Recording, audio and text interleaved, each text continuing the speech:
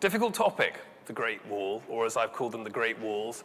If you compare them to all of the other topics that have been talked about in this speaker series, this is the most distributed, both over time and over geography, of all of the great wonders that we've been talking about. Most of the other great wonders are fairly concentrated in one particular location and have one particular historical point in time with which they're associated. The Great Wall, or the Great Walls as I'm calling them, are something very, very different. In terms of the span of time over which they were constructed, they cover 2,000 years to the first approximation.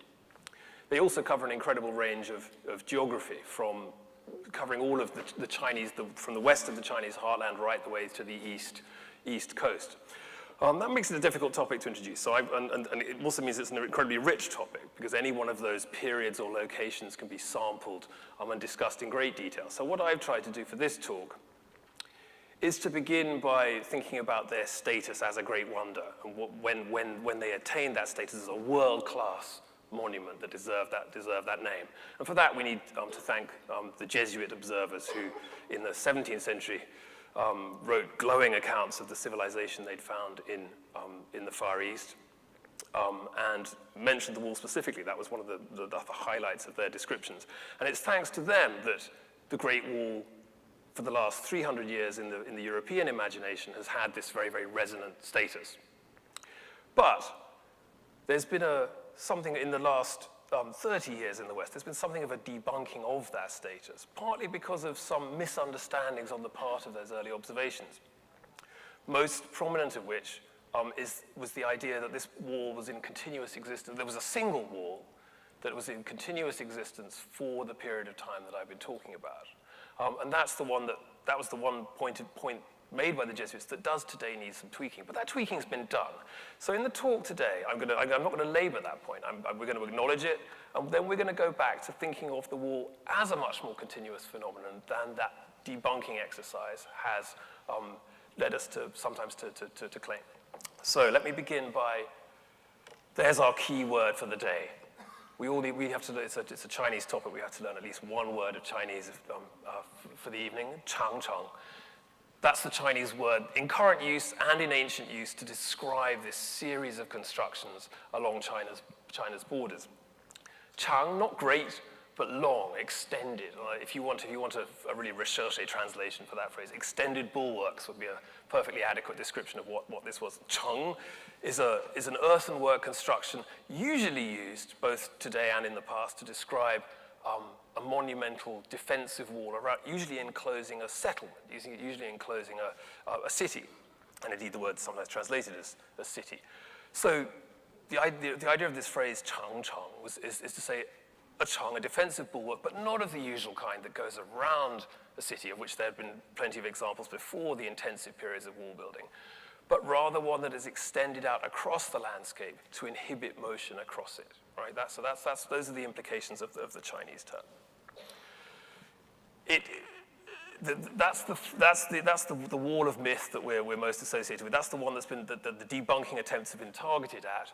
The obligatory photo opportunity on diplomatic occasions up in the suburbs north of Beijing, where the buildings that you can see behind it are those iconic views of the Great Wall, which we associate with that term. They've all done it one after another. I couldn't find any of George I, but I'm sure he went there too. But here we go. So let's wind back. That's the current status of this monument, or this set of monuments as a great wonder of the world. It gets that status from this book most prominently, the China Illustrata, the Monuments of China Illustrated, put together on the basis of reports by his Jesuit colleagues, by Athanasius Kircher in the 17th century. And this is the frontispiece to his book, showing two of his Jesuit colleagues, one in a mandarin's uniform and one in ecclesiastical dress, unveiling, or rather having unveiled for them with the help of this cherub, a vision of China, prominent in which is that snaking line that I assume you can all see adequately on the screen here. We've got another shot in the next slide, of a crenellated, continuous set of defensive fortifications stretching across the north of China. And this is, and he begins the book with an introduction of, Kierkegaard's interests were diverse. He was fascinated by Egypt. He himself had never been to China, and he was relying on, he'd wanted to go very much on a mission with the Jesuits who had arrived in the Ming court at the very end of the Ming dynasty and had remained in China during the transition into the subsequent Manchu dynasty. But he never visited himself, so he was relying on the detailed accounts provided by his Jesuit colleagues.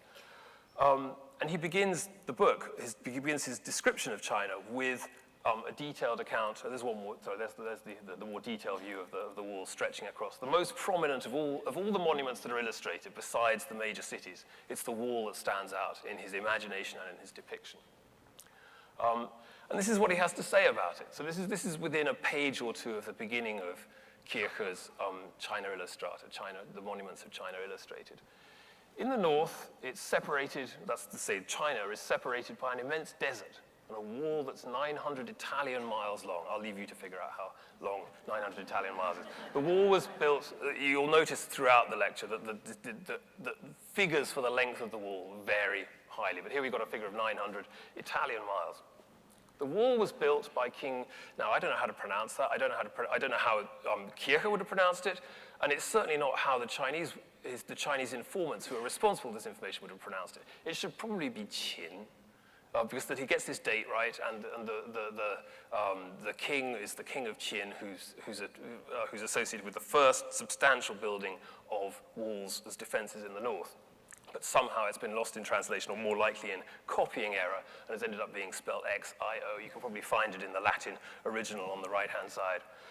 So lost in translation there, but it's the right person. The wall was built by the king of Qin about 200 years before our Savior, let's say about 200 BC. He's got the date more or less right. The date for the first substantial building of the Qin wall, which we'll come to in the next slide, was about that date. About 221 BC was the date of the unification of the Chinese heartland by the king of Qin, subsequently the Qin emperor, of terracotta warrior fame. That's who we're talking about.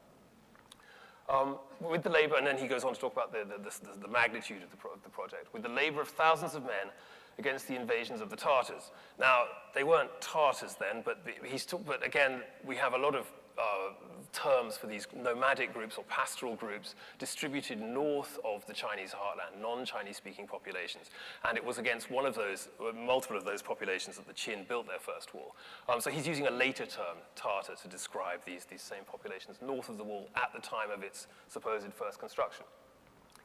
It was built over an extended period of 5 years. Armed with its fortifications, it still stands as a giant mass.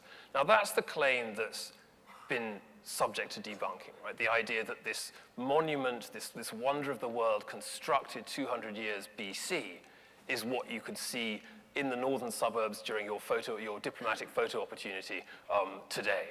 And that's the point of attack for those who are debunking this myth of China, this myth of the Chinese Great Wall. However, the point that I want to make in the slides that follow is that the process of constructing these walls and of rebuilding them was always done with reference to precedent, and often done in very similar regions to where the early walls were constructed. So even the Ming dynasty, who are responsible for those dramatic visions of defense that one sees in the photographs on the previous slides, they were building those with the knowledge that this had been a strategy adopted on and off for 2,000 years. And the continuity that Athanasius Kircher is aiming for in this passage is actually not a bad approximation to how it was viewed over the 2,000 years within China.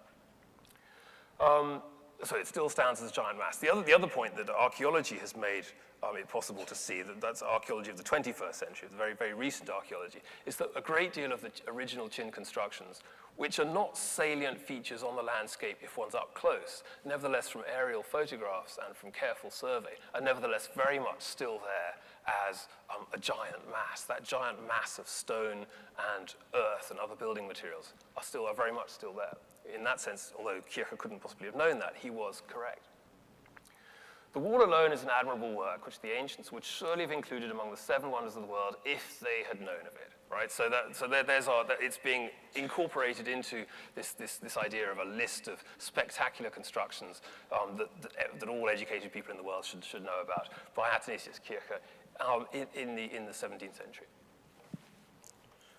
The other point that I will get to as we go through the slides is how this knowledge of the work, which is, as you can see, it's fresh knowledge at this stage. And the other thing that I want to do as the talk goes on is to look at the early observations of this wall that brought that knowledge of the wall to us. So extramural observations, if you like, not from Chinese texts, but from visitors from the northern side who were voyaging overland to China and who were able to witness it at first hand.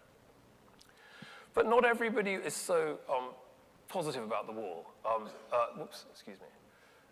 The wall has always had an oscillating status within China. On the one hand, it's been the project of military planners within China at various stages intended to safeguard the kingdom. At the same time, it's always had its bleak side. There's a steady trickle of negative opinion about the wall and its consequences. This is from a very short, this is the entirety of the text, a short little prose poem, really, by Lu Xun, the great leftist writer of the early 20th century, lamenting this great wall and reimagining a wall of a slightly different kind, a wall of ideas that of traditional culture that he sees as hemming in him and his Chinese compatriots. Our wonderful Great Wall. This engineering feat has left its mark on the map, and it's probably known to everybody with any education the whole world over. Actually, all it's ever done is work many conscripts to death. So there's the flip side. The wall is this spectacular monument to military engineering, but at the same time produced at vast human cost. And that's a steady stream a steady thread throughout all of the literary depictions of the Great Wall. It never kept out the Huns. Well, it did, but it also repeatedly failed to do so. We'll look at some examples of how it fails to do so. And again, Han is another one of the translators used that word there. Again, it's from that large repertoire of words like Tartar and Hun to describe these northern nomadic populations, these pastoral populations north of the Great Wall area who intrude upon it occasionally and whose mobility the wall is designed to prevent. Now it's merely an ancient relic, but its final ruin will not take place for a while and it may even be preserved. I'm always conscious of being surrounded by a great wall. Now here he's talking about, well, I'll leave it to you to imagine exactly what kind of mental great wall he's envisaging here.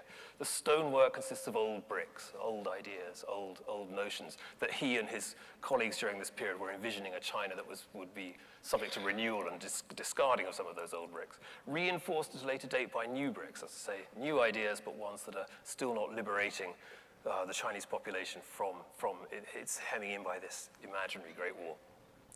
These have combined to make a great wall that hems us in.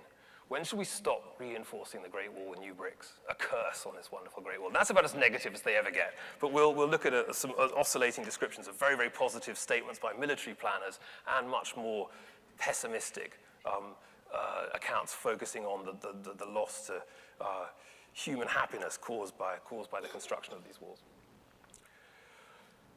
It has the wall, even the word Changchong and the wall itself has a very, very special status within the Chinese imagination, as you can imagine. And it's one that currently is very firmly linked in a positive sense by its place in the national anthem. I don't know how many of you can mentally sing the Chinese national anthem, but in the second, the Great Wall features very, very prominently. I can, but it's as national anthems go, it's quite a good tune. But there we go. There's the Song of the Volunteers. The tune and the words didn't begin as a national anthem. They began as a patriotic song written in the 1930s, the Song of the Volunteers, during the campaigning in the northeast in Manchuria against the Japanese invasion. The Japanese had colonized the Korean peninsula for a period before that and were making encroachments into formerly Qing dynasty, Manchu dynasty territory. And this is now subsequent to the fall of the Manchu dynasty. But there we go. Now again, it's an interesting exercise although I think in most people's imagination, the simple reading of this is as a